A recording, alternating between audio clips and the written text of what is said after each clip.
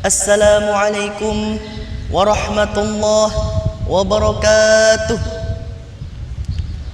Alhamdulillahilladzi an'amana bi ni'matil iman wal islam wa nusalli wa nusallimu ala khairil anam sayyidina Muhammadin wa ala alihi wa sahbihi ajma'in.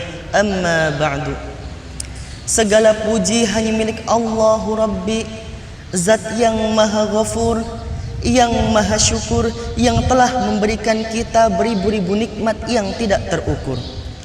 Salawat serta salam untuk sang junjungan penghulu para nabi yang menjadi rahmat bagi seluruh alam, yang telah membawa kita dari zamannya naik unta sampai zamannya naik Tesla, Rasulullah Muhammad SAW. Yang saya hormati Dewan Juri Kompetisi Monolog Dakwah Kreatif Milenial, para panitia penyelenggara yang saya banggakan, dan kawan-kawan seperjuanganku yang insya Allah dimuliakan oleh Allah Subhanahu wa Ta'ala. Hadirin rahimakumullah, setiap tanggal 28 Oktober kita memperingati suatu peristiwa yang bersejarah, yakni Sumpah Pemuda. Sumpah Pemuda merupakan tonggak sejarah bangsa yang tidak boleh dilupakan. Peran pemuda sangatlah penting bagi suatu bangsa. Bukan hanya itu, pemuda juga sangat berpengaruh terhadap suatu agama. Dikisahkan ada 7 golongan yang akan mendapatkan naungan oleh Allah di hari kiamat kelak.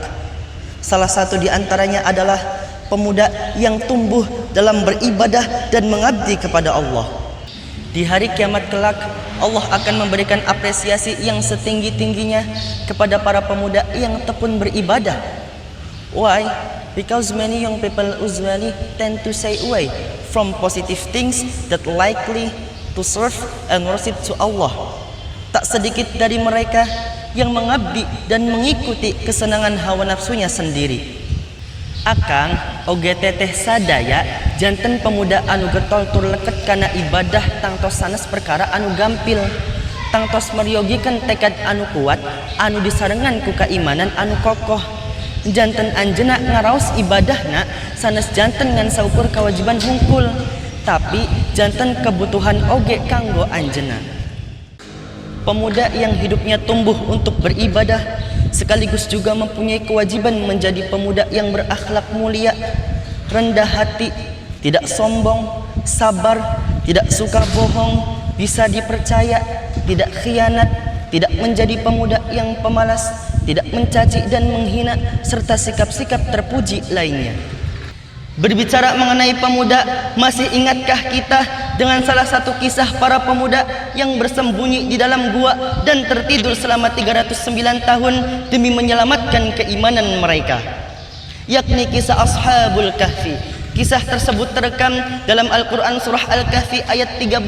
Allah Subhanahu wa Ta'ala berfirman, A'udzu billahi minasyaitonir rajim. Bismillahirrahmanirrahim. Nahnu naqussu 'alaika naba'ahum bil haqq. Innahum fityatun amanu bi rabbihim wa zidnahum huda. Kami ceritakan kepadamu Muhammad kisah mereka yang sebenarnya. Sesungguhnya mereka adalah pemuda-pemuda yang beriman kepada Tuhan mereka, dan kami tambahkan petunjuk kepada mereka.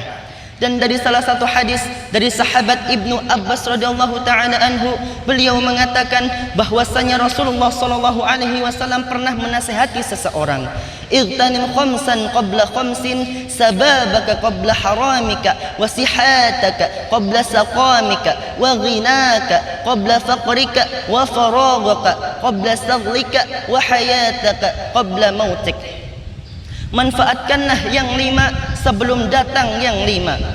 Masa mudamu sebelum datang masa tuamu. Masa sehatmu sebelum datang masa sakitmu. Masa kayamu sebelum datang masa miskinmu.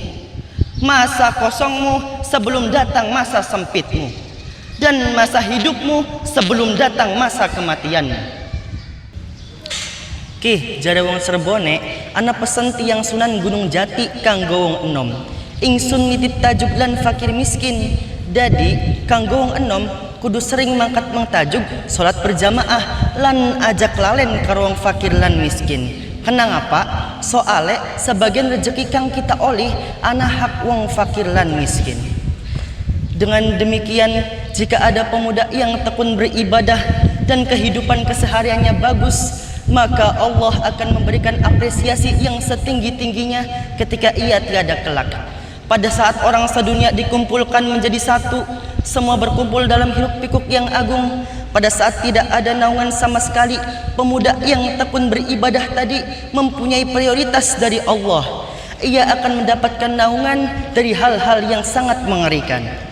Maka dari itu, saya sebagai pemuda mengajak para pemuda, marilah kita sebagai pemuda untuk terus semangat belajar ilmu pengetahuan umum, disertai mendalami ilmu pengetahuan agama, sehingga kita menjadi pemuda yang berilmu, beriman, dan bertakwa yang akan membuat bangsa dan negara kita berjaya di zaman milenial ini.